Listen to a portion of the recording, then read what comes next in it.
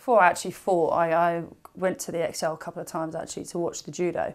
I couldn't believe the amount of noise that was coming from such a small place for the amount of noise that was being produced. It was phenomenal. People were shouting and chanting and stamping their feet. It was just electric, and to think that all those people were there to, you know, inspire the players and really get behind the players was just, you know, phenomenal.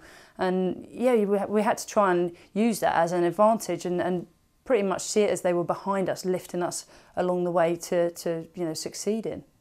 If it wasn't in London, I probably would have retired after Beijing. But you know, being in London really inspired me to carry on another 4 years, which I chose to do, and share it with the rest of the British public. Really, I could never have dreamt of a moment like it. I tried to keep my head down and just treat it as another tournament, but when there's thousands and thousands of people cheering you on and really trying to get behind you, you know, it does sort of like have a massive impact on you, and it was fantastic.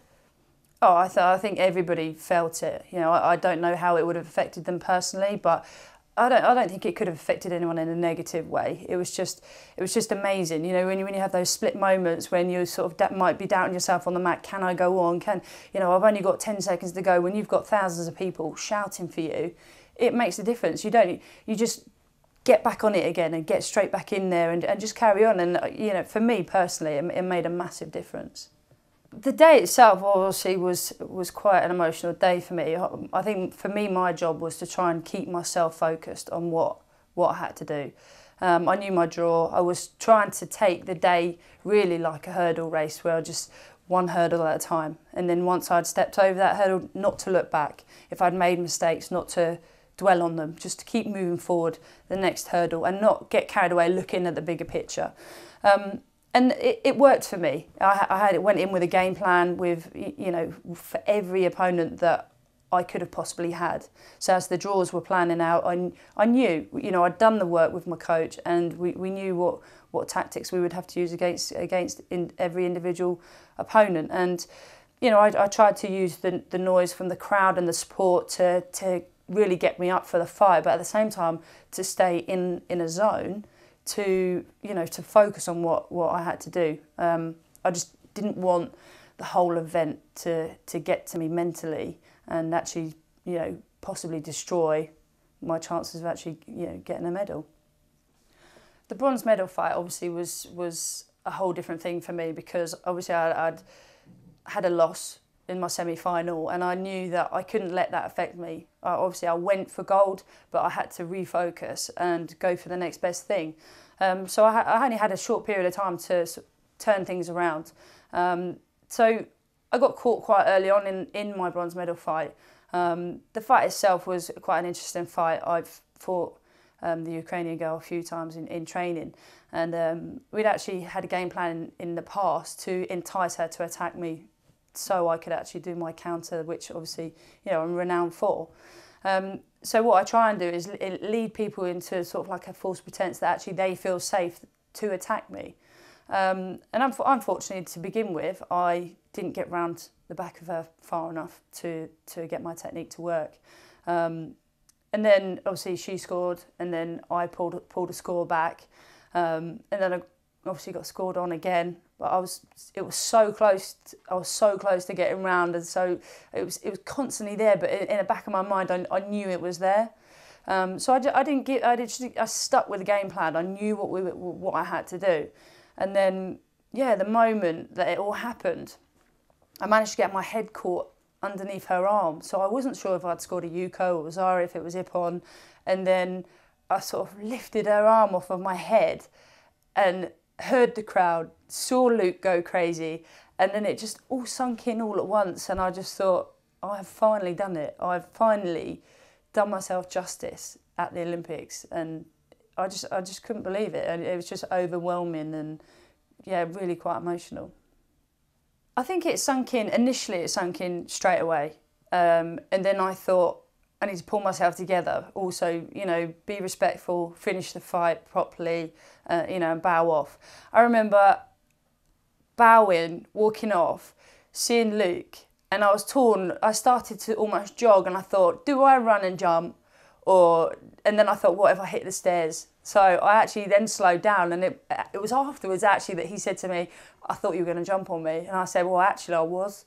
And then I walked down the steps, I started walking around, and it was quite a surreal feeling, everyone cheering, and I still don't think it really sunk in that it was the Olympic Games.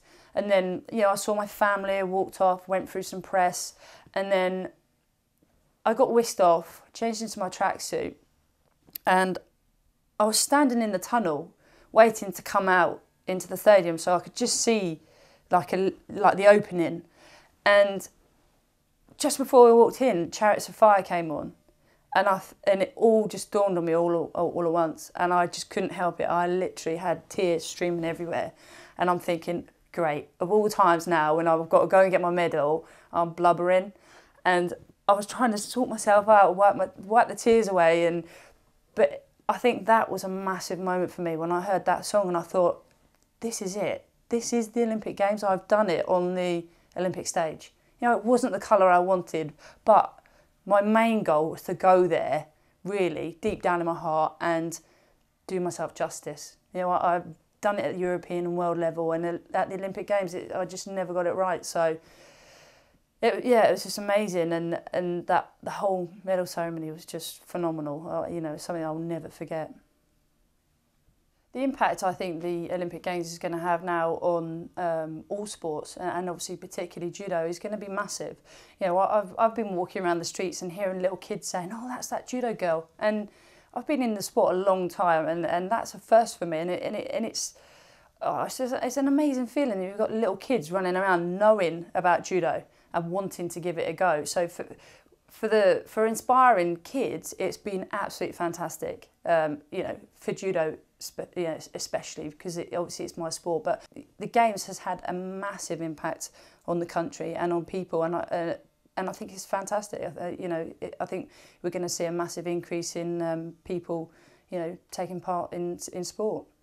My plans now, you know, I'm still really loving judo. I've had a European and Olympic medal this year. I'm still fighting well, and yeah, I'm going to carry on. I think my first priority is to get my neck sorted out. I've had an injury for quite a while now, and that has to be my priority. You know, my health has to come first. So I'll probably be out for 4 to 6 months with that, and then obviously my next big goal will be the Worlds next year in Rio. I'd like to think I could get back for the Europeans, but I think maybe I'm being a bit too optimistic. So yeah, probably Rio is going to be my next big goal, and then from there, I think it's just year by year, and hopefully, you know, get to another Games. That's, you know, that has to be the next biggest thing, because, you know, I don't want to be doing it for any other reason apart from, you know, having that big goal at the end of it. You know, this year's been a fantastic year. I've had, you know, another European medal, finally an Olympic medal, and yeah, what more could I ask for, especially coming back from an injury? So, and you know, I think people have to remember it hasn't been a 4-year cycle for me. It's been more like a 16-year cycle, which is massive. I hope everyone carries on following me and getting behind me. I've had great support up until now, and yeah, thanks to everybody that has, you know, been there for me from day dot, and never sort of given up on my dream. Like I never gave up on it either. Yeah, and I look forward to, you know, continually working with everyone, and seeing where we can go from now.